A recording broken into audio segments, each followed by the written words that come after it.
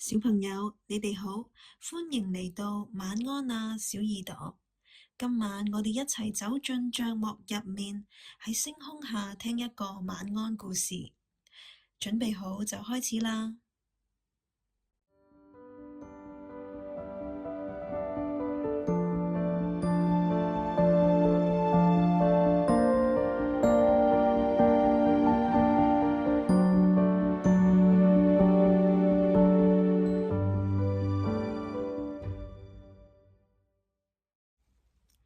小雲弄丟了手套。喺一座好大好大嘅森林入面，住住一隻體型好細、個樣好可愛嘅小刺蝟。佢個名叫做小雲。小雲同爸爸媽媽一齊住喺灌木叢入面，佢哋鍾意遠離煩囂，喺安靜舒服嘅環境入面生活。小雲好容易就因為環境嘅改變而感到擔心同埋不安。只要一感覺到有危險，佢就會縮起個頭，捲起身體，豎起身上嘅棘刺嚟保護自己。上個星期係小雲嘅生日，媽媽送咗佢一份生日禮物，係一雙暖暖嘅毛毛手套，上面仲有一顆好可愛嘅愛心圖案。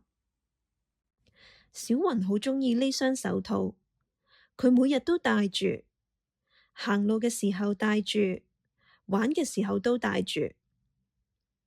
今日中午，小雲一如往常咁帶住媽媽送俾佢嘅手套外出。佢先去咗圖書館睇書，跟住又去到河邊慢慢散步。當小雲嚟到公園嘅時候，突然停低腳步。佢低頭望下自己雙手，咦？我嘅手套呢？小雲望下左邊，又望下右邊，發現手上只係剩返一隻手套。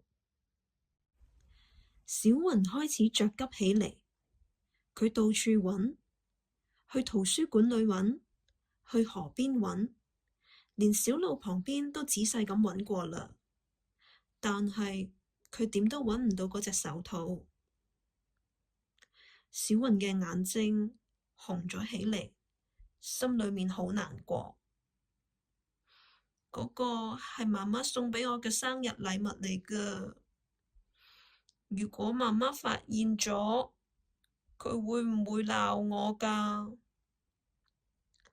小雲越諗越驚，佢唔敢返屋企，將身體捲成一團，坐喺公園嘅石椅上，低住頭，細細聲咁喊咗起嚟啊！就喺呢個時候，一把溫柔嘅聲音喺佢耳邊響起：小雲，你做咩事啊？原來係兔兔老師啊！小雲慢慢將件事講咗出嚟，話俾老師聽，佢整唔見咗媽媽送俾佢嘅手套，亦都講自己好擔心媽媽會嬲。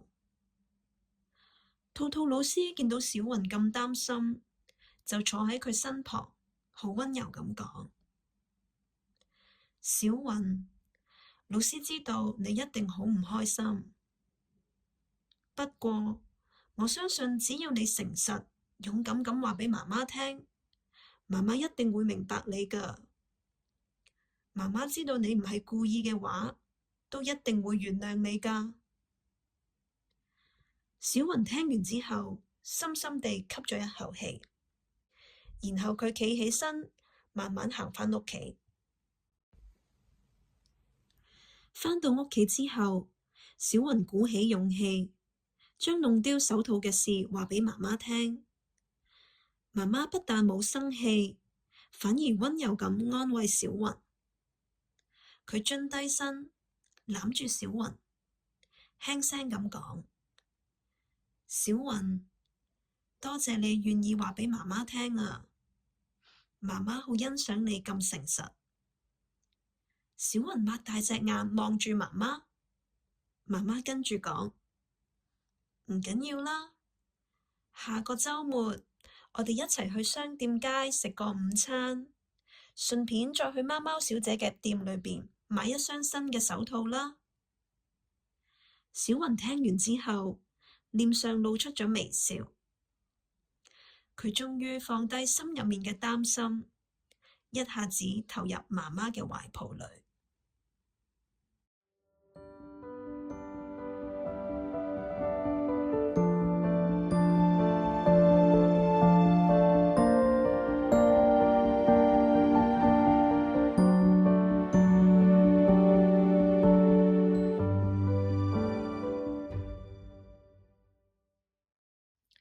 小朋友，故事就講完啦。而家慢慢合埋對眼，深呼吸一下，等身邊愛你嘅人同星星陪住你瞓覺。晚安啊，小耳朵。